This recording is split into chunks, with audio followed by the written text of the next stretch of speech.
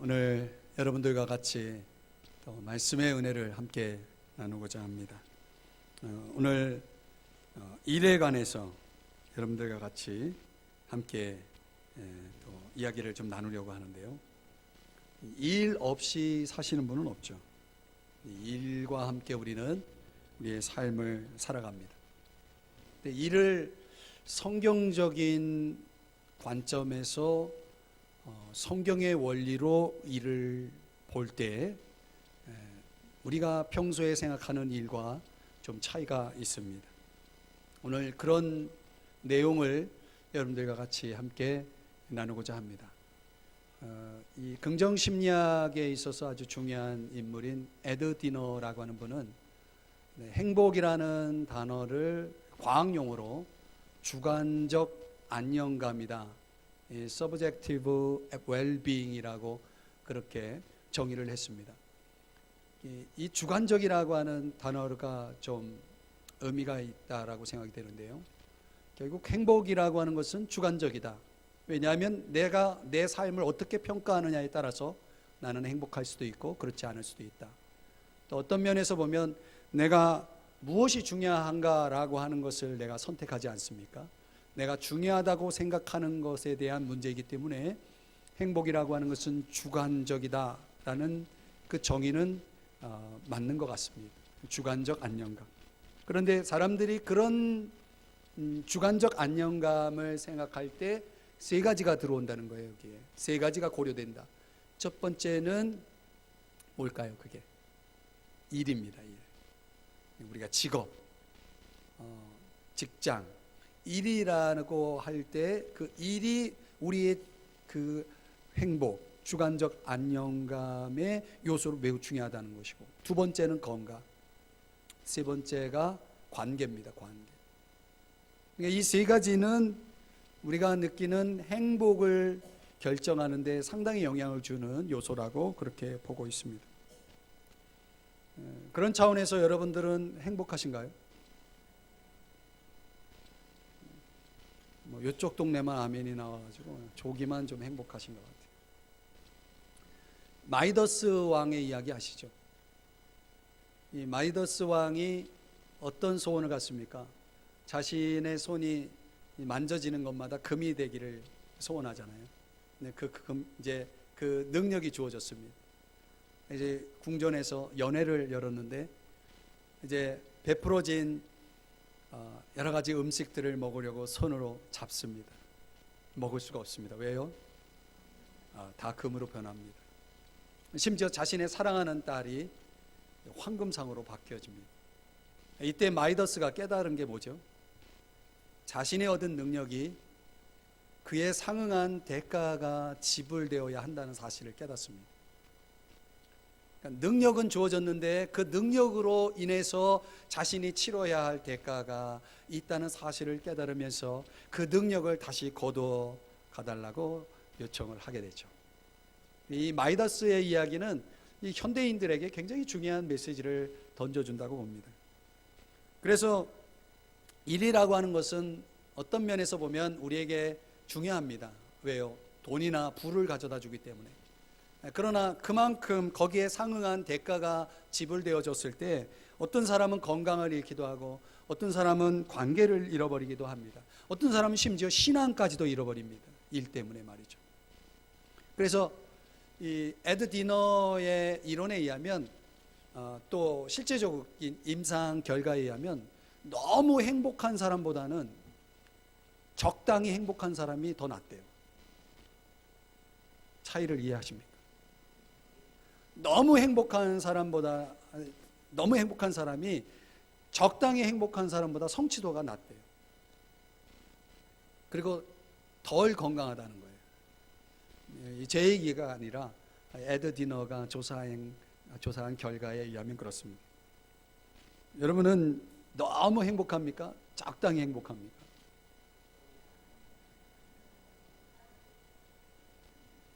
일리노이 대학의 그 심리학자인 이 아트 크레이머라고 하는 교수가 있는데요. 이 아트 크레이머가 어떤 연구를 위해서 그 북미 대륙의 최고봉이라고 하는 맥킨리 산에 이제 원정을 가게 됩니다. 산 정상이 이제 수백 미터 앞에 눈앞에 보여질 때 그는 그 산 정상에 오르지 아니하고 그냥 캠프로 내려와 버렸다는 것입니다. 보통 우리가 산을 오르면 정상에 가기 위해서 산에 오르잖아요. 왜 그것도 최고봉이고 아주 영광스러운 건데 그 산 정상을 눈앞에 두고 내려온 이유가 뭐냐? 그랬더니 과학적 도덕성 때문이다. 이렇게 대답을 했다는 거예요. 과학적 도덕성이란 건 뭐냐면 이분이 연구를 위해서 갔지 산 정상을 밟기 위해서 가지 않았다는 거예요. 그 목적이 다른 거죠. 그 목적에 의하면 산 정상이 아니고 자신의 어떤 연구를 위해서 갔기 때문에 자신의 야망 때문에 국고를 쓴다는 비난을 피하기 위해서 그는 캠프로 그냥 내려왔다라고 하는 이야기입니다. 그러면서 이 크레이머 교수가 생각한 게 뭐냐면 정상의 열망 때문에 불행해지는 사례가 비극이 발생되는 사례가 비일비재하다는 것이죠. 정상에 오르고 불행해지는 사람이 많다는 겁니다. 과연 우리가 일이라는 걸 놓고 봤을 때 일의 정상을 향해 가는 사람들에게 종종 벌어지는 일들이죠. 그 정상이 그에게 불행이 될 때가 있다면 우리가 좀 더 생각을 해봐야 되겠죠. 그래서 정상은 목적지가 아니고 과정이다. 오르는 과정이 그 목표여야 한다라고 하는 차원에서 이걸 가리켜서 뭐라고 얘기하냐면 과정보상. 한번 따라 하십시다. 과정보상. 이렇게 얘기하는 것입니다. 그래서 우리가 일을 할 때 내가 무엇을 이루었냐라고 하는 것으로 우리의 인생을 평가하려고 하는 것보다는 어떻게 그 일을 이루어 가고 있느냐라고 하는 정상에 이르는 과정에 주목할 필요가 있다라고 하는 것이죠. 거기에 진정한 행복과 의미가 있다는 것입니다. 우리가 일에 대해서 염두할 관점이 그것입니다. 그래서 인류학자는 이 인간을 정의하기를 노동하는 인간이다 이렇게 얘기했습니다. 노동하는 인간, 호모 바베르. 그런데 노동은 인간에게만 있는 것이 아니라 동물에게도 있죠. 동물은 무엇을 위해서 일하나요? 생존을 위해서 일하는 거죠. 살기 위해서 일하는 겁니다. 인간은 무엇을 위해서 일하나요? 만약 생존을 위해서 일한다면 동물과 다를 바가 없는 거죠. 여기서 인간과 동물을 구별하는 게 뭐냐면 인간은 생존을 넘어서 생존뿐만 아니라 생존을 넘어서 무엇을 위해서요? 의미를 위해서 일한다는 것입니다. 그것이 인간을 정의하는 데 있어서 인류학자들이 말하는 개념입니다. 오늘 본문은 5절은 종들아 이렇게 시작하고 9절은 상전들아 이렇게 시작합니다. 현대적으로 말하면 고용인과 피고용인, 노사 관계 속에서 지켜져야 할, 특별히 우리 성령 충만한 그리스도인들이 지켜야 할 일의 대원리를 오늘 성경이 소개해 주고 있습니다. 왜냐하면 이 성경이 쓰여질 당시만 해도 무려 로마 제국에 6천만 명의 노예들이 있었다는 것입니다. 근데 인구 전체의 3분의 1 내지는 절반에 해당되는 어마어마한 노예들이 존재했다. 그 노예 중에 예수 믿는 사람이 있고 주인 중에 예수 믿는 사람들이 있어요. 그들이 다 교회라고 하는 공동체 속으로 들어와 있는 것입니다. 사회적 신분, 제도적 신분상으로는 분명히 차별이 있지만 둘 다 그리스도인으로서 상전들은 어떻게, 종들은 어떻게 일을 대해야 할지에 대해서 바울이 이야기해 주는 것이죠. 저는 오늘날 이 메시지는 현대 근로자들, 현대인들에게 있어서 일을 하고 있는 우리들에게 있어서 매우 중요한 메시지를 담고 있다고 생각이 됩니다. 그래서 오늘 일명 노동의 신학을 한번 공부해 보려고 해요. 일의 신학, 노동의 신학. 믿는 사람들에게 도대체 믿는 우리에게 주어진 일이란 도대체 무엇일까? 그 세 가지 내용을 본문 속에서 찾아볼 수 있습니다. 첫 번째는 일이란 하나님의 소명이다. 한번 따라 하십시다. 하나님의 소명. 5절 말씀 우리 같이 한번 읽어볼까요? 5절 같이 읽습니다. 시작. 종들아 두려워하고 떨며 성실한 마음으로 육체의 상전에게 순종하기를 그리스도께 하듯하라. 자, 여기 육체의 상전은 오늘날 얘기하면 고용인이고 종들은 피고용인입니다. 이 피고용인이 일을 할 때 어떻게 일해야 되냐? 두려워하고 떨며. 이거는 실수하지 않으려고 애쓰는 모습입니다. 여러분 일하면서 실수하잖아요. 근데 실수를 가급적 줄여야 되겠죠. 실수하지 않으려고 애쓰는 것입니다. 성실한 마음이라는 것은 오직 한 마음으로 섬기는 걸 얘기합니다. 그런 고용인을 위해서 일할 때 이렇게 일해야 된다는 거예요. 실수하지 않으려고 애쓰고 오직 한 마음으로 섬기는 것입니다. 그런데 그 핵심이 뭐냐면 그리스도께 하듯. 지금 나는 나를 고용한 사람을 위해서 일하는 게 아니라 그리스도에게 일하는 것입니다. 이렇게 성경은 설명하고 있는 거예요. 6절도 같이 읽어봅니다. 시작. 눈가림만 하여 사람을 기쁘게 하는 자처럼 하지 말고 그리스도의 종들처럼 마음으로 하나님의 뜻을 행하고. 자, 여기서는 눈가림만 한다. 이거는 사람이 볼 때만 일하는 척하는 것입니다. 사실 고용인의 입장에서 보면 이런 사람들 보면 화가 나죠. 이 비고용인이 함께 일하면서 이득을 창출해야 될 사람이 일하는 척만 하고 있다 그러면 굉장히 이건 신뢰 아닙니까? 그러니까 눈앞에서 수고하는 것입니다. 그런데 우리 그리스도인들은 사람의 눈은 가려져 있을지 모르지만 하나님은 모든 것을 보시고 중심을 보시고 그렇기 때문에 하나님 앞에서는 속일 수가 없는 거죠. 그러니까 내가 육체의 상전, 나를 고용한 사람의 종으로서 일하는 것이 아니라 그리스도의 종들처럼 마음으로 하나님의 뜻을 행하고. 여기 중요한 건 하나님의 뜻입니다. 하나님이 왜 나를 이 회사로, 왜 이 일터로 나를 보내주셨을까? 여기에 하나님의 뜻이 있다라고 하는 생각 속에서 하나님의 뜻을 행하는 자세로 일을 하라는 것입니다. 7절 다 같이 또 읽어봅니다. 시작. 기쁜 마음으로 섬기기를 주께 하듯 하고 사람들에게 하듯 하지 말라. 여러분 일은 사람들에게 하는 것과 주께 하듯 하는 것과 차이가 있습니다. 사람들에게 한다면 사람들 마음에 들기 위해서 하겠죠. 그런 사람들 마음에 들기 위해서 하는 사람들은 보여지는 것에 신경 쓰기 때문에 위선적인 충성이 가능합니다. 위선적인 충성, 진정한 충성이라고 말할 수 없는 거죠. 또 사람들 마음에 들기 위해서는 사람들이 시킬 때까지 일하지 않습니다. 수동적인 충성이 나올 수 있습니다. 그러나 하나님 앞에 하는 일이라고 하는 것은 하나님께 하듯 하는 일, 주님께 하듯 하는 일은 하나님은 항상 내 중심을 보시기 때문에 누가 주인이 나를 고용한 사람이 시키지 않아도 내가 자발적으로 기쁨으로 마음으로 일하려고 하는 그런 태도를 갖습니다. 그분을 기쁘시게 하려는 그런 자세를 갖고 일하는 것이죠.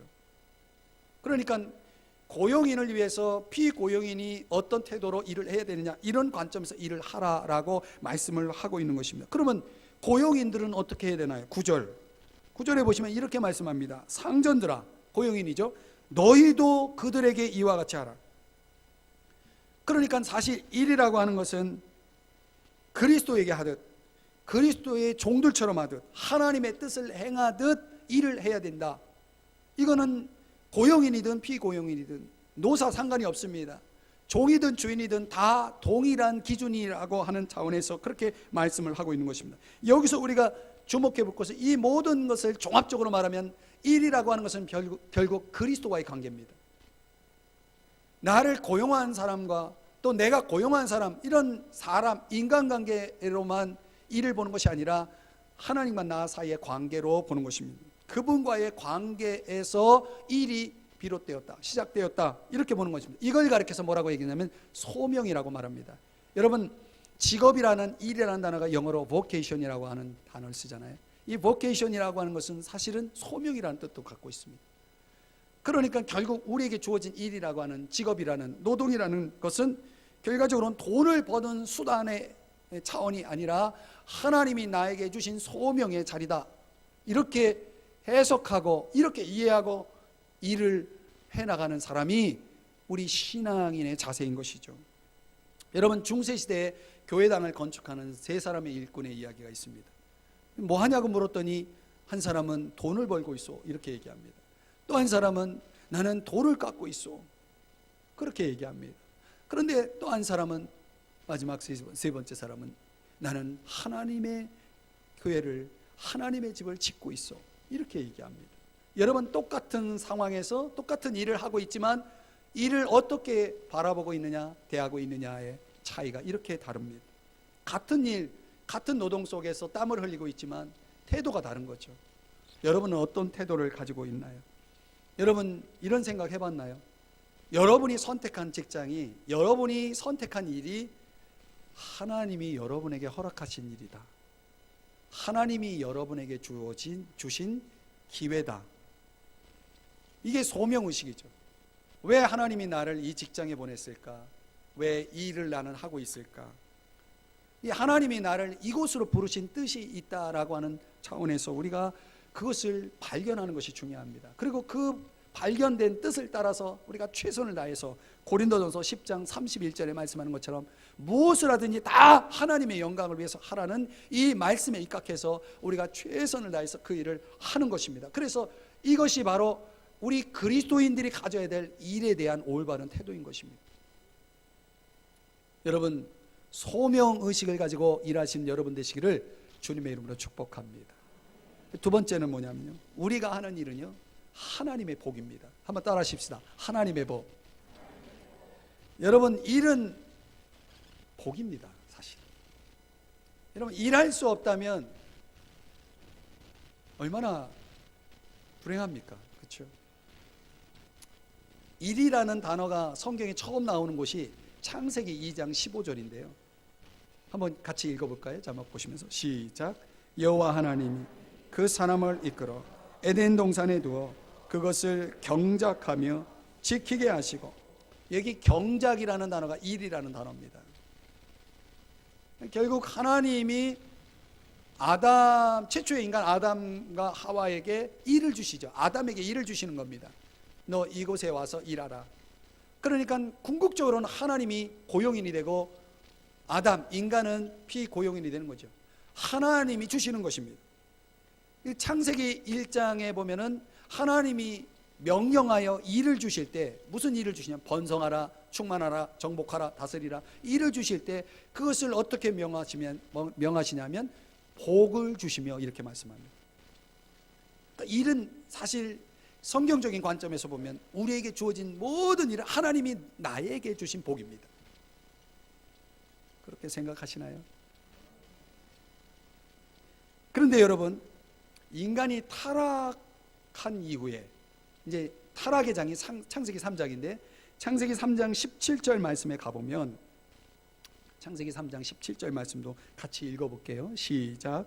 아담에게 이르시되 내가 내 아내의 말을 듣고 내가 네게 먹지 말라 한 나무의 열매를 먹었은즉 땅은 너로 말미암아 저주를 받고 너는 내 평생에 수고하여야 그 소산을 먹으리라.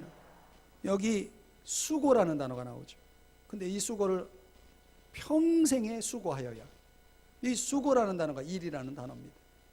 일이 뭐가 되어버렸냐면 창세기 1장 2장은 복인데 3장에 인간이 타락한 이후에는 일은 수고라는 단어로 바뀝니다. 이 수고라는 이차본이라고 하는 이 단어는 괴로움, 고통 이런 뜻이에요. 일이 더 이상 우리에게 축복으로 주어지지 않습니다. 고통스러운 일이 되었던 거죠. 그래서 사람들은 이 고통스러운 일을 통해서 먹고 살도록 그렇게 되어버린 것이죠. 자, 그런데 우리가 또 다른 신약의 관점을 좀 봐야 됩니다. 8절, 오늘 성경 본문 8절에 보면 같이 읽어볼까요? 이는 시작. 이는 각 사람이 무슨 선을 행하든지 종이나 자윤이나 주께로부터 그대로 받을 줄을 알미라. 무엇을 행하든지 각 사람이 행하는 것을 누구에게 받는 겁니까? 주께로부터 그대로 받을 줄. 여러분 이렇게 생각해보면 우리가 수고하는 것에 대한 결과가 사실 내가 수고해서 내가 얻어낸 결과가 아니라 주님으로부터 주어진다는 그런 원리를 보여주죠. 하나님이 우리의 행함의 결과를 주관하는 분이라는 사실을 가르쳐 줍니다. 그런데 여기 그대로 받을 줄 이렇게 표현되어 있죠. 이 받을 줄이라고 하는 이 단어가 코미세타이라고 하는 단어를 사용하고 있는데 이게 시제로 말하면 동사 시제로 말하면 미래 시제입니다. 그러니까 언제 받는다는 의미냐면 미래에 받는다는 얘기예요. 지금 내가 열심히 수고했으면 오늘 나에게 그 수고의 결과가 주어져야 되는 거잖아요. 그 현재적인 보상이라는 것이 있는데, 오늘 성경에서 말씀하고 있는 받는다라고 하는 이 보상은 미래에 주어지는 보상이라는 거예요. 그래서 우리가 행한 것은 현재적으로 받지만 미래에도 받아요. 그것을 로마서 14장 10절에서 이렇게 말씀을 합니다. 또 같이 읽어봐요. 시작. 내가 어찌하여 내 형제를 비판하느냐, 어찌하여 내 형제를 업신여기느냐. 우리가 다 하나님의 심판대 앞에 서리라. 아멘. 12절 14장 12절도 읽어봐요. 시작. 이러므로 우리 각 사람이 자기 일을 하나님께 직고하리라. 그러니까 여러분, 종말론적으로 보면 우리는 우리가 행한 일에 대한 보상을 예수 그리스도 재림하실 때, 심판 때에 그날에 결정된다는 거예요. 여러분, 현재적으로 우리가 일한 것에 대한 보상은 제도, 문화, 경제적인 차원에서 차별이 있죠. 고용인과 피고용인이 똑같이 그 회사에서 일을 해도 얻는 보상이 다르잖아요. 이런 것 때문에 사실 노사 간의 갈등이 우리 현대 사회 속에 큰 이슈로 주어져 있는 거 아닙니까? 왜 같이 일했는데 왜 이렇게 보상이 다르냐, 이런 문제를 가지고 상생의 길을 모색하려는 노력들이 많이 시도되고 있죠. 분명한 것은 이 현재적인 보상이 그렇게 우리의 마음속에 충분히 만족스러울 만큼의 그런 충분한 보상이 현재적으로 주어지지 않을 때가 많아요. 어떤 경우에는 베드로가 어부로서 고기를 잡으려고 밤이새도록 노력을 했지만 한 마리도 잡지 못하는 경우가 있는 것처럼, 여러분이 사업을 하거나 또는 직장생활을 하는데 결과적으로 여러분에게 주어지는 것이 제로일 때, 아무것도 주어진 것이 없을 때도 있다는 사실이죠. 그러니까 우리에게 어떤 보상이, 대가가, 결과가 주어진다는 것이 이게 내 소관이 아니라는 사실을 우리는 생활 속에서 많이 경험한다는 거죠. 근데 여기서 끝나지 않아요. 오늘 또 하나, 오늘 본문에서 받을 줄이라고 하는 이 단어는 미래의 시제를 가지고 있다. 이것은 곧 우리가 현재 행한 것에 대한 보상이 불만족스럽게 여러분에게 주어질지 몰라요. 아니면 아예 주어지지 않을 수도 있어요. 그러나 미래에 주어질 뭐가 있다? 상이 있다는 거예요. 상이 있다는 거예요. 그래서 오늘 우리에게 주어진다는 것이, 일을 통해서 우리에게 결과가 주어진다는 것이, 이게 은혜라는 사실을 아셔야 돼요. 그리고 장차 우리가 받을 상까지 하나님께서 예비하고 있다는 사실을 생각한다면 이 모든 것이 다 은혜라는 사실, 그것을 깨달은 사람이 하는 게 뭐예요? 감사라는 거죠. 감사. 여러분 속에서, 여러분 일터 속에서 일을 할 때 그 일 때문에 감사합니까? 감사하지 못하고, 어떤 분은 표현대로 하면 죽지 못해 합니다. 이런 자세를 가지고 일한다는 것이, 그 심정은 이해하지만 성경적이진 않아요. 우리가 할 수 있는 주어진 일이라고 하는 것은 하나님이 내게 주신 소명의 자리이면서 동시에 그것이 축복의 자리다. 하나님이 주신 복을 세워봐야 됩니다. 그래서 하나님이 지금 이 일 속에서 어떤 일들을 하고 있는지, 제가 목회라고 한다면 목회하는 저의 입장에서는 하나님이 우리 교회를 위해서 무슨 일을 하고 있는지 항상 주목하고 항상 생각하면서 감사합니다. 여러분이 사업을 한다면 그 사업 속에서 하나님이 어떤 일을 하고 있는지를 주목하면서 그 일에 대해 감사할 수 있어야 되는 것입니다. 신명기 8장 17절의 말씀을 한번 봅니다. 신명기 8장 17절 말씀 같이 한번 또 읽어봐요. 시작. 그러나 내가 마음에 이르기를 내 능력과 내 손의 힘으로 내가 이 재물을 얻었다 말할 것이다. 그러니까 어떤 사람들은 이렇게 생각한다는 거죠. 이게 내가 한 거지 어디 하나님이 하신 거냐고 생각한다는 거죠. 그러나 18절 다 같이 시작. 내 하나님 여호와를 기억하라. 그가 내게 재물 얻을 능력을 주셨습니다. 이걸 깨닫는 게 믿음이에요. 신앙이에요. 이게 실제로 우리가 많은 일 속에서 이걸 깨달아야 되는 거야. 하나님이 이걸 할 수 있도록 능력을 주셨다. 거기서 감사가 나오고 찬양이 나오고 하나님께 영광을 돌려드리는 것입니다. 여러분 잘 아시는 장 프랑스와 밀레의 그림, 만종이라는 그림 아시죠? 그 만종의 그림 속에 나오는 이야기가 뭡니까? 이 감자를 캐던 농부 부부가 감자를 캐고 있다가, 여러분 그림 속에 등장하는 그 교회 종탑이 보이잖아요. 이 종소리가 들리는 거예요. 이 원래 만종이라는 이 그림의 제목은 삼종기도라고 하죠. 그 삼종기도를 드리죠. 삼종기도가 뭐냐면 아침 6시, 정오 12시, 저녁 6시에 드리는 기도를 얘기합니다. 아마 그림의 표현상 저녁일 가능성이 있어요. 이 감자를 캐던 그 일손을 잠시 멈추고 그들은, 그 부부는 두 손을 모아 뭐 합니까? 기도를 드리고 있어요. 무슨 기도였을 것 같아요? 어떻게 그렇게 잘 아시죠? 여러분, 우리가 일 속에서 살아가면서 하나님을 제쳐놓고 일하는 사람 많습니다. 여러분, 일하면서 하나님 앞에 감사해 본 적 있나요? 삼종기도라니까요. 적어도 일 시작하기 전에 감사하고, 일 과중에 점심 식사하시면서 감사하고, 그리고 일 마치는 시간에, 요즘은 9 to 5라고 하죠. 뭐 퇴근 시간이 일찍 이루어지잖아요. 그때 또 감사, 퇴근하면서 감사. 이런 기도가 있는 삶이 일을 대하는 올바른 태도예요. 하나님이 나에게 주신 일 속에서 내가 하나님이 주신 복을 깨달을 수 있다면, 그 은혜를 기억할 수 있다면 어찌 우리가 하나님 앞에 감사하지 않을 수 있나요? 일 때문에 하나님 제쳐놓지 말고 일로 인해 하나님 앞에 감사하시는 여러분 되시길 주의 이름 축복합니다. 그래서 시편 127편의 1절의 말씀에 보면 이렇게 말씀하는 거예요. 여호와께서 집을 세우지 아니하시면 여호와께서 아니하시면 헛되다. 이 공식이 시편 127편 1절에 2번 나오잖아요. 아니하시면 헛거다.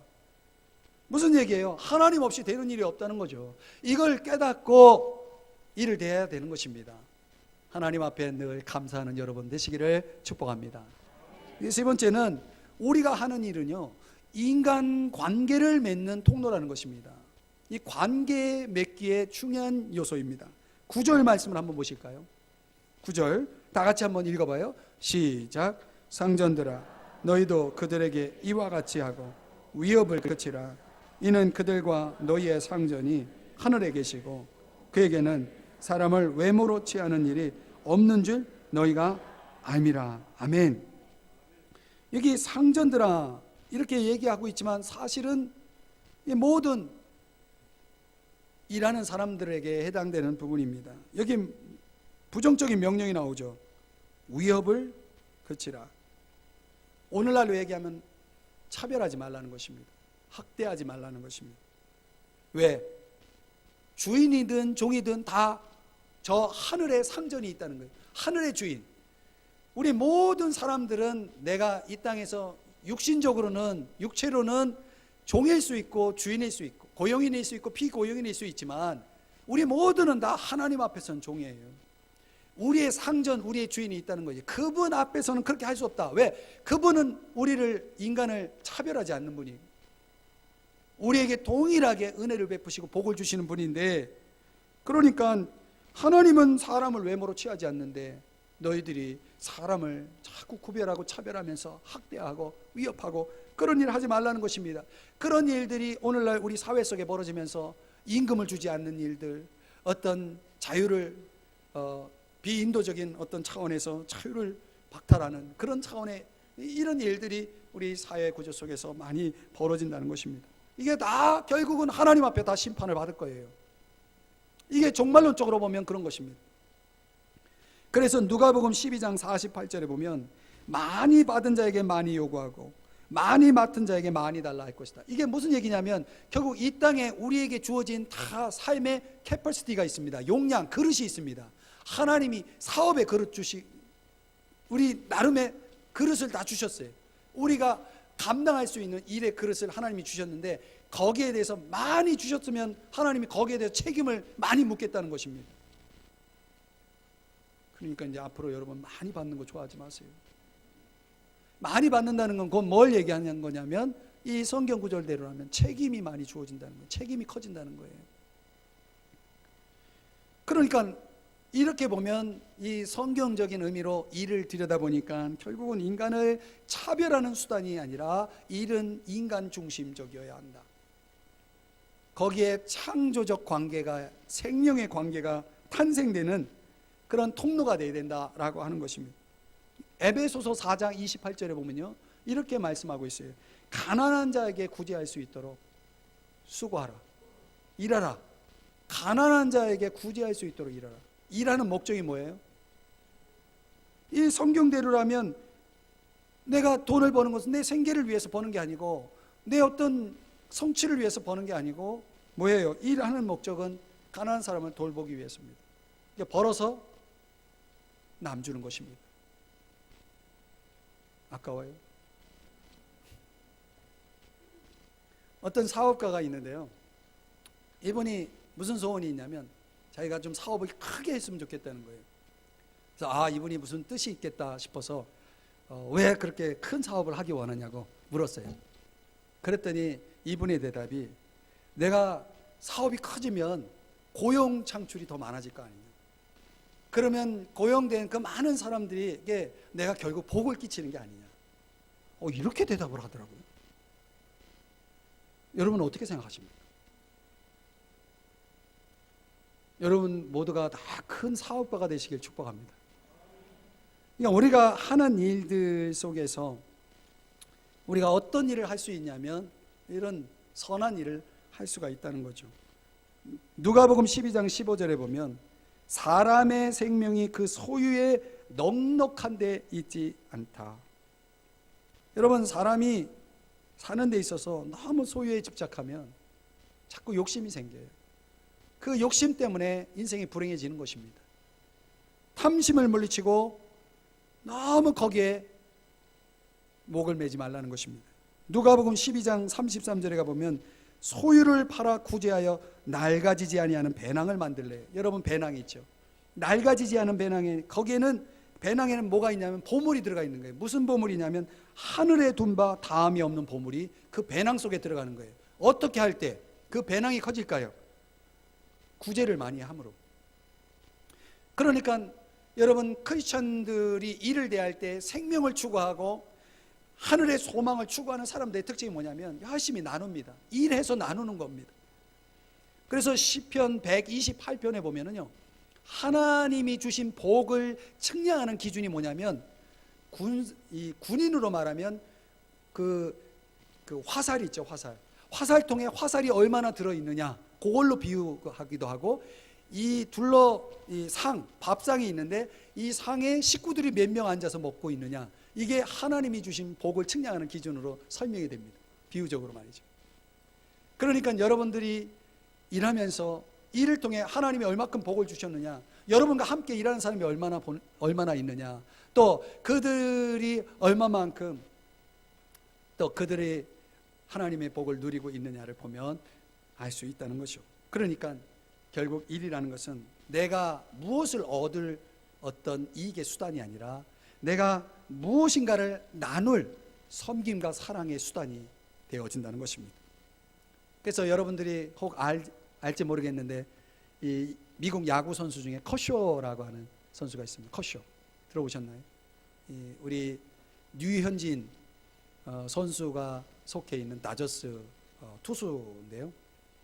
이 커쇼라고 하는 선수는 2011년부터 꽤 됐죠. 2011년이니까 2011년부터 투수로서 이 타자를 삼진 아웃시키면 삼진 하나 잡을 때마다 $500를 기부를 했다고 해요. 이 스폰서도 같이 거기에 함께 동참해서 $100를 더 추가. 그러니까 삼진 하나, K 하나 잡을 때마다 $600의 기부를 했다는 거죠. 그래서 지금 현재 그 커쇼가 이 한 해 그 어려운 단체, 이런 단체, 가난한 사람들, 어려운 사람들을 돕는 그 기부의 액수가 1년에 한 1억 정도 된다고 그래요. 그가 유명한 선수라는 그런 차원보다도 그가 그런 일을 하고 있다는 게 그 유명인이라는 것이 더 빛이 나는 것 같아요. 결국은 우리의 삶이라고 하는 것이 우리에게 주어진 일들이 내가 그 일을 통해서 얼마만큼 많은 사람들과 우정을 나누고 얼마만큼 많은 사람들을 섬기고 사랑하고 있는가라고 하는 것이 중요한 것입니다. 교회도 마찬가지죠. 교회도 성장하면 성장할수록 더 많은 섬김과 사랑이 필요하죠. 여러분의 사업도 마찬가지고 우리가 하는 모든 일들이 그렇습니다. 학생들이 공부를 하죠. 공부도 마찬가지예요. 공부해서 남 주는 것입니다. 남을 위해서 공부하는 것입니다. 남을 위해서 돈을 버는 것입니다. 그게 성경의 일의 관점이에요. 여러분, 예수님을 예를 들면 예수님도 일이 있었어요. 무슨 일?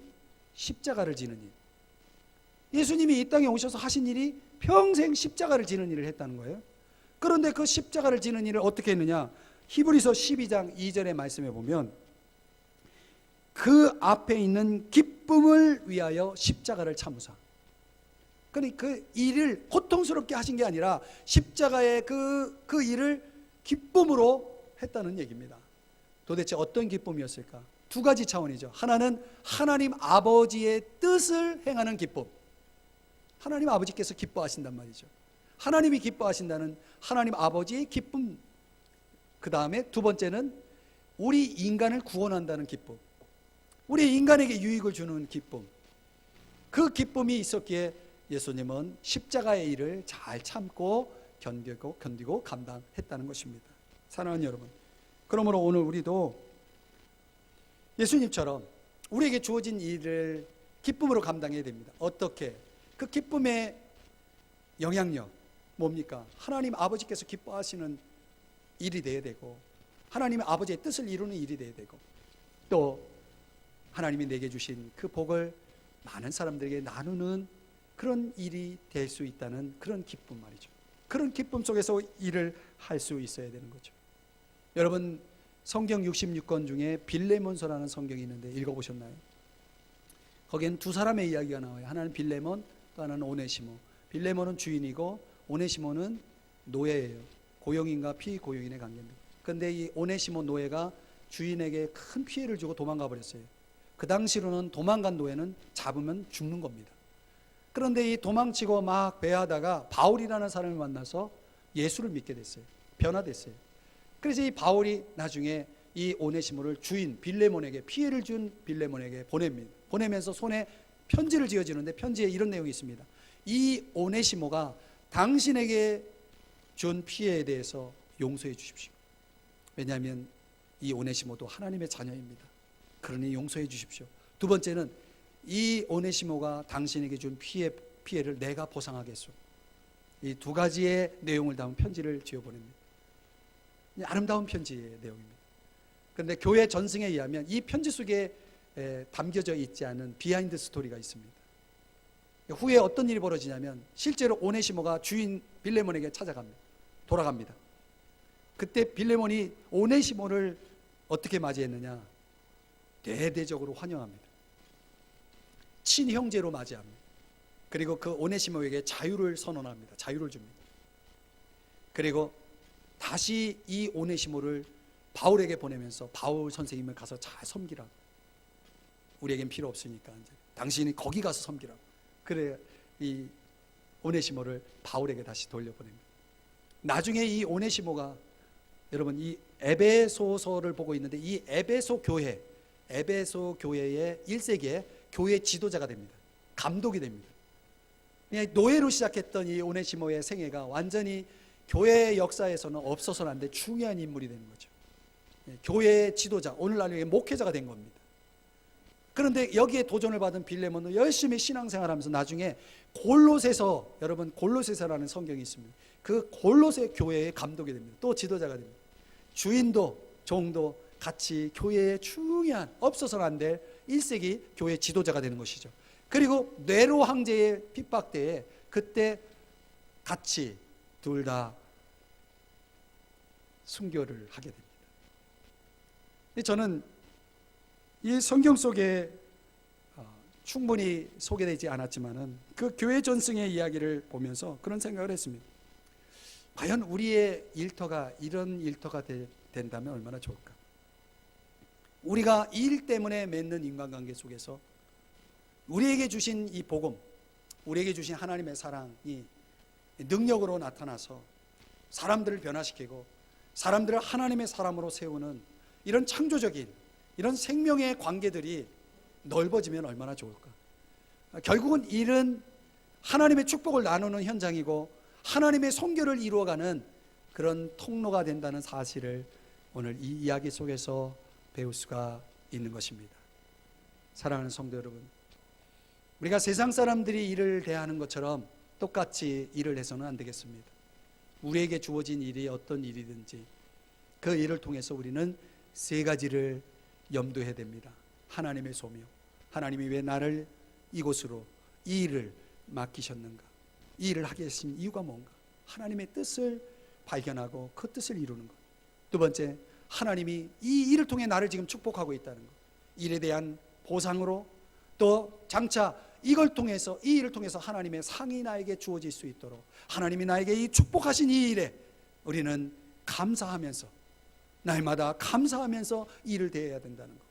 그리고 마지막으로 오늘 이 일을 통해서 하나님이 그 축복을 나누라고, 선교하라고 나에게 붙여준 사람들, 여러분 모두가 함께 일하는 사람들, 그 속에서 복음의 사랑의 능력을 발휘해서 많은 사람들이 여러분 때문에 복을 받고, 여러분 때문에 예수 믿고, 여러분 때문에 하나님께 영광을 돌려드리는 그런 역사들이 이루어지도록 이를 감당하시는 여러분 되시기를 주님의 이름으로 축복합니다.